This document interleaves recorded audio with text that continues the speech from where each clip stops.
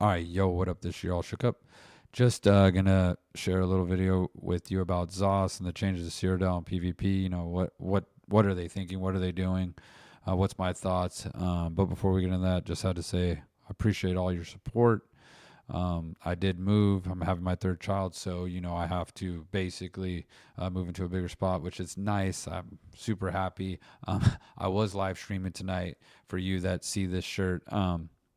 But it didn't work out. It was choppy. It was terrible. They had to come out on Saturday to fix that. So I will be live streaming Sunday. It'll be Sunday late because I'm still cleaning at the other house, but will be definitely live streaming.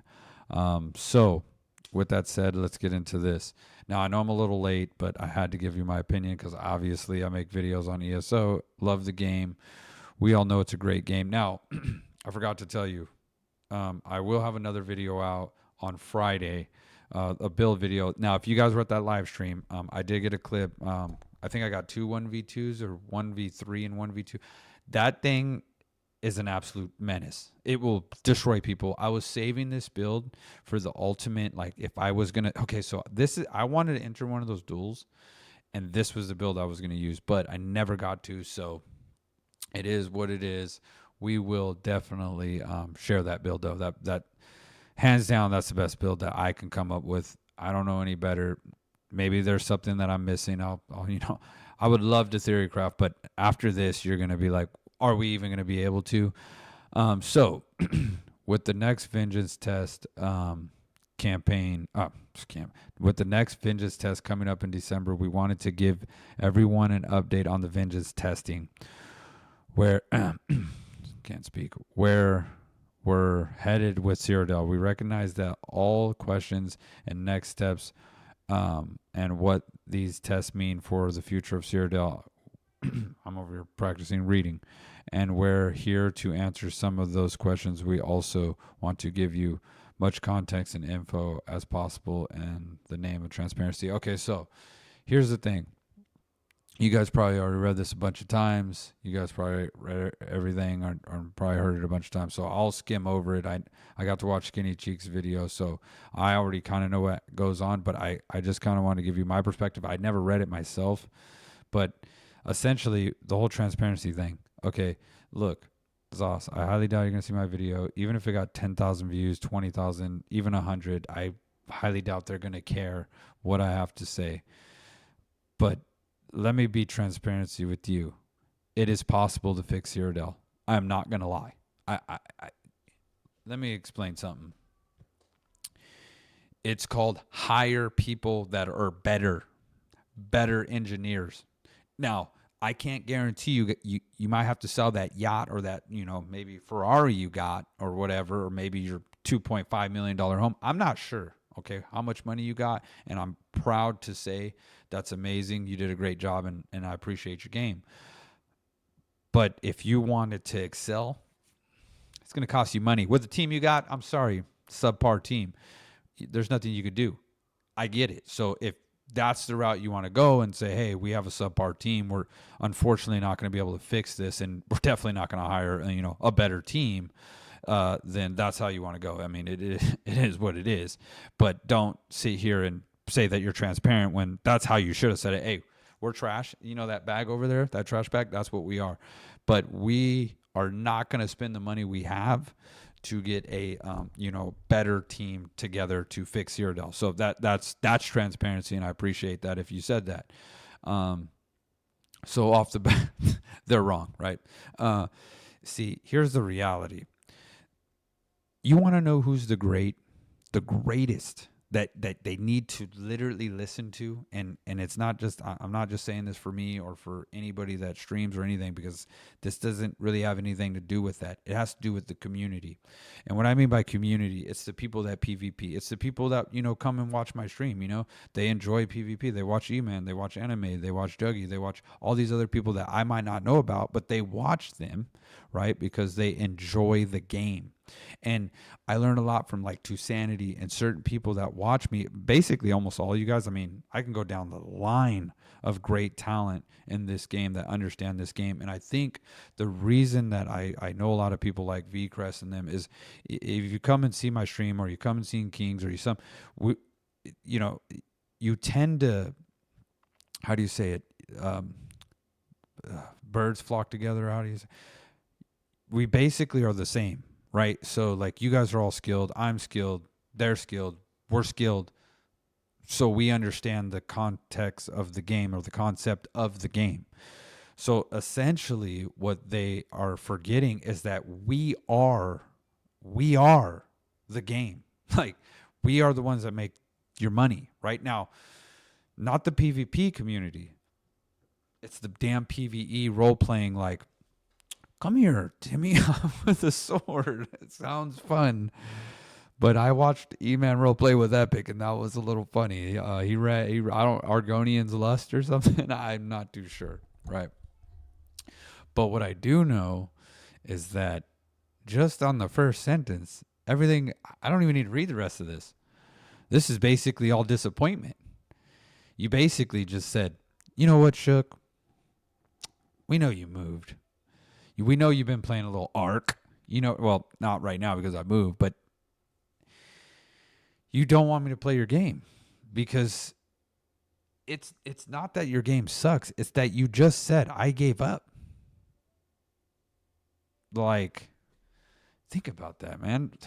I wish Kings was here because, you know, I remember we used to think that, you know, with the technology that maybe they can, you know, make it better, and we all used to hope and pray. And there's a couple smart people like Despotic that just said, hey, we're done. Like, because they know, like, as much as Greyguard goes crazy and shit like that, that dude is right. Like, they will never fix this game.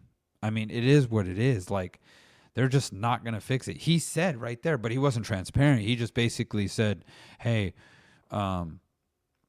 we ain't spending money, but they didn't say it like that. They just said, we're not fixing your game. So I guess they are transparent. I don't know, but what I do know is the way he said it, the way they did it, no good, right? So, you know, they give us the scenario 1, scenario 2. So the goals they're reaching is obviously to, you know, lower the cap, 900, you know, we're not going to read this word for word, but basically they want to do a cap of 300 per alliance, which equals 900 and all this stuff. That's what's originally designed to support 900 total. So they have 300. So that was what they wanted to do, right? They want to do that, and they can. And it's called this. Oh, those are my kids. Which you guys, that's my. You know, it's all right if you see my kids when they're older because I share that, right? Those are my beautiful daughters. Obviously, my pictures are on there, but it's called phone, right? It's called picking up the phone, right, and calling and getting a hold of someone that can figure it out, because that's what you have to do. That's what I have to do at my job. That's what people have to do to make the game better, but they don't want to. So I'm just saying, I can guarantee you there's engineers that can fix this game. Now, without the game being down for a couple of weeks, at least, I would even be more like a month. If people were like, hey, we're going to put, you know how many people would come play this game? We're going to shut ESO down for a month. And anybody that has ESO Plus, we'll give it back to you. When you come back, we give you mounts, we give you costumes, everything. But we're going to shut this down for a month. When it comes back, it's going to be absolutely golden. Beautiful. Do you understand how popular this game would be on Twitch and everything? It would draw, what, Elder Scrolls Online? We got to try this. It's Oblivion. It's like, no, we're going to send you there, but it's not Oblivion. Calm down. But they're going to be here, right? And so essentially, you would drive people to your game. There's no way that an uneducated Mexican guy like myself that didn't go to school, that didn't do shit, that grew up, and I worked 3 jobs, right? I'm always working, right? You guys know that. Understands that, and they don't. I mean, what kind of education do they have? Obviously none. I mean, I would make this company way more money than they could possibly ever even handle. So this is all relevant. Basically, they're screwing us, and then they're going to first test which PCEU. So Vengeance is going to come. We all know that's a bad mode. So, you know, and then the second test, it's going to do the same thing. It's just honestly BS. This whole situation is just stupid. You know, I'd rather just play the lag then. I've been playing it for years. I'll fucking deal with it. Like, I'll play with the lag. Like, you're not gonna fix the game. Why are you gonna destroy it? Oh, okay. So guys, check this idea out. We're not gonna fix the game, but we're gonna destroy it. And everyone's like, yes, Brian, attaboy. It's like, no, you can't do that, bucko. It just can't happen. I know it, you know it, we know it. Everybody know that. Come on, bucko. What you doing? Get yourself out of here. Go to sleep. That used to be on there. Go to sleep. That was one of my gamer tags. Like when I used to run fake accounts back in the day just to piss people off. Not on ESO, but on Red Dead. And one of the names was go to sleep. So I put you down real fast. So lately,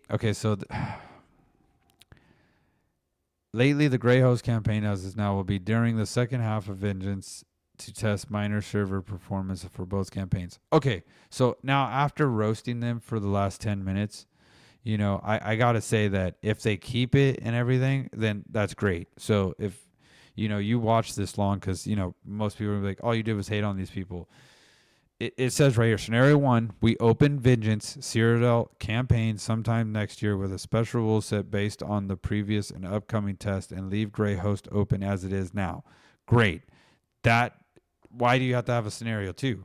Scenario 2, we need to close existing Cyrodiil campaigns and open 1 or 2 Vengeance rule set campaigns sometime next year.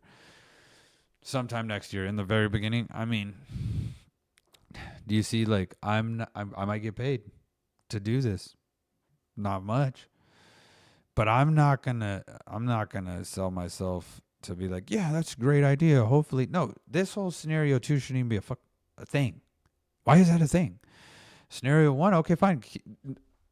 You want to have Vengeance? More game modes? Great. That's like saying, no, I only want team deathmatch.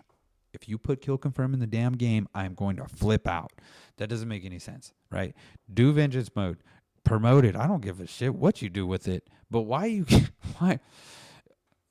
We're going to bring kill confirm, but guess what we're taking? I don't know.